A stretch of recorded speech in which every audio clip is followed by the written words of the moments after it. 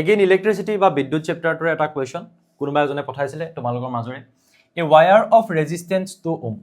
is divided into 4 equal parts. The pieces are arranged in parallel. If the equivalent resistance of the parallel combination is represented by R, then 2 ohm is to R will be. Question to কি সুধিছে মই অসমীয়াটো কৈ দিওঁ কৈছে যে 2 ওমৰ ৰোধৰ তাৰ এডাল 4টা সমান অংশত ভাগ কৰা হ'ল আমি বুজিও যাও নেকি যে এডাল ওয়্যাৰ আছিলে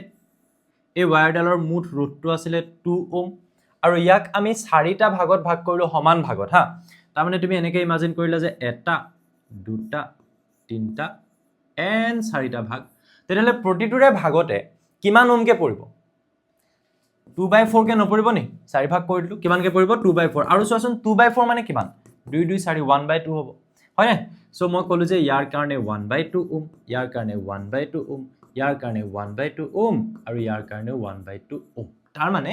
2 ওম ৰেজিস্ট্যান্স বা ৰোধৰ এডাল তাৰ আছিলে তাক আমি 4 ভাগ কৰি দিলো তাত ৰেজিস্ট্যান্স বিলা সমানে 4 ভাগ কৰিলো বস এটা কোৱেশ্চনটোলে আহা মেইন কোৱেশ্চনটোলে আহা কি সুধিছে তাৰ পিছত কোৱা হৈছে যে অংশ 4টা সমান্তৰাল সজ্জাত সংযোগ কৰা হ'ল এটা এই তাৰডাল আকৌ মই কি কৰিলো সমান্তৰাল ভাবে মই সংযোগ কৰিলো যেহেতু ৰেজিস্ট্যান্স আমি প্ৰতিটো জানো প্ৰতিটো ওয়্যাৰে হওক বা প্ৰতিটো কণ্ডাক্টৰে হওক তাৰ নিজৰ এটা কি থাকে ৰেজিস্ট্যান্স বা ৰুট থাকে সো সেই হিচাপত মই এনেকেও ডায়াগ্ৰামটো তোমালোকক আঁকি দেখাব পাৰো যে এই 4টা ধৰিলো এডাল ওয়্যাৰ কাৰণে এটো আছিলে এডাল ওয়্যাৰ কাৰণে এটো এডাল ওয়্যাৰ কাৰণে এটো আনডাল ওয়্যাৰ কাৰণে এটো এইকিটা হ'ব তাহাতৰ কি ৰেজিস্ট্যান্স কেইটা কোনোবা ভাবিব পাৰে যে স্যাৰ ইয়াত হাফ ওম দেখাইছে ইয়াত 2 ওম কিন্তু ইয়াত চোন এনেকে দেখুৱা নাই সো এতিয়া মই ইয়াত দেখাই দিলো হেডাল ওয়্যাৰ এডাল আছিল তাতে থকা ৰুটটো আমাক দি থোৱা আছে ওকে ফাইন এতিয়া কি কৰিছো আমি চাবা একে দুটা বিন্দুৰ মাজত এই গুটেকিটা আমি কানেক্ট কৰিছো ধৰিলোৱা এনেকুৱা ধৰণে আমি কানেক্ট কৰিছো তেতিয়াটো আমি কম যে এটো কি হয় এটা প্যাৰেলেল কম্বিনেশন বা সমান্তৰাল সজ্জা সমান্তৰাল সজ্জাৰ সমতুল্য এখিনলৈকে বুজি পালো নাই এহেতক এনেকে এবাৰ কানেক্ট কৰি দিলো সুধিছে কি যে সমান্তৰাল সজ্জাৰ সমতুল্য ৰুট আৰেৰে বুজালে এতিয়া এহেতৰ সমতুল্য ৰুট এই গুটে 4টাৰ মুঠ যেটো ৰুট হ'ব হেতুক মই যদি আৰেৰে বুজাও তেতিয়াহলে ডাঙৰ এটা বস্তু বিচাৰি উলিয়াব লাগে কি বস্তু বিচাৰি উলিয়াব লাগে যে 2 ওম অনুপাত বা ইজ টু কিমান হ'ব আর এইটো কিমান হ'ব বিচাৰি উলিয়াব লাগে বেলেগ কাম নাই r2 বিচাৰি উলিয়ালে হ'ল r2 আমি কেনেকৈ উলিয়াব পাৰিম চোৱা ইয়াৰ প্ৰতিটোৰে কিমান হয় half half half half okay তেতিয়াহলে ইয়াত হিয়াৰ যেটো r হ'ব সমতুল্য ৰুট হ'ব এটা আমি সমান্তৰাল সজ্জা আছে 1/r উলিয়াব লাগিব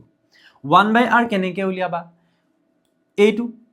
1/2 লিখিবা নেকি নো 1/ ইয়াৰ যেটো ৰেজিস্ট্যান্স তুমি যদি ভাবি লোৱা ইয়াক 0.5 বুলিও ভাবিব পাৰা তো 1/0.5 বুলি ভাবিব লাগিলে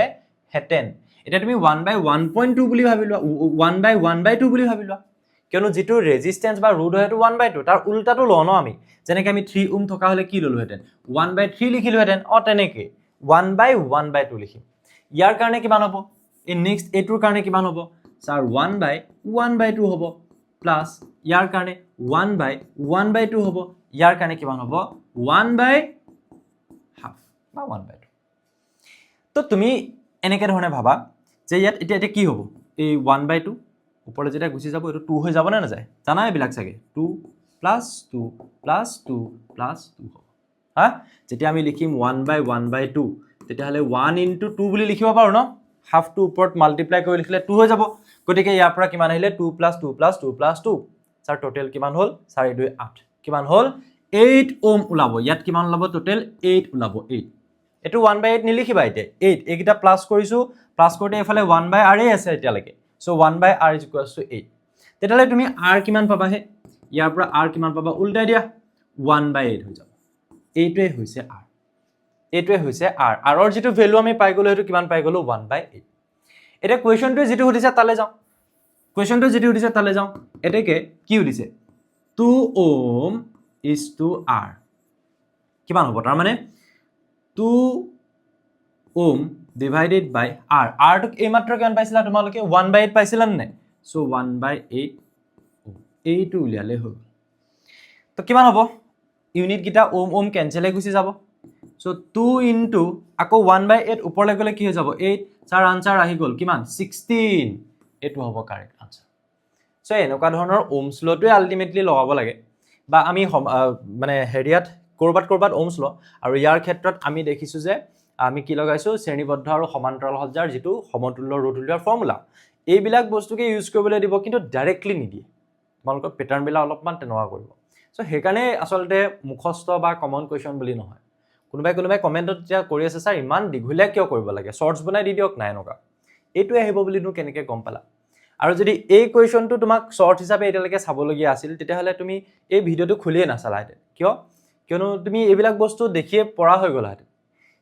এই কনচেপ্টখিনি নাই কাৰণে হয়তো তুমি আকৌ এই ভিডিঅ'টো চাবলৈ এবাৰ আহিবলগীয়া হৈছে চ' সেইকাৰণে মই কনচেপ্টটো দিবলৈ ট্ৰাই কৰি আছোঁ যাতে এনেকুৱা বেলেগ কুৱেশ্যন আহিলেও তুমি ইজিলি ছল্ভ কৰিব পাৰা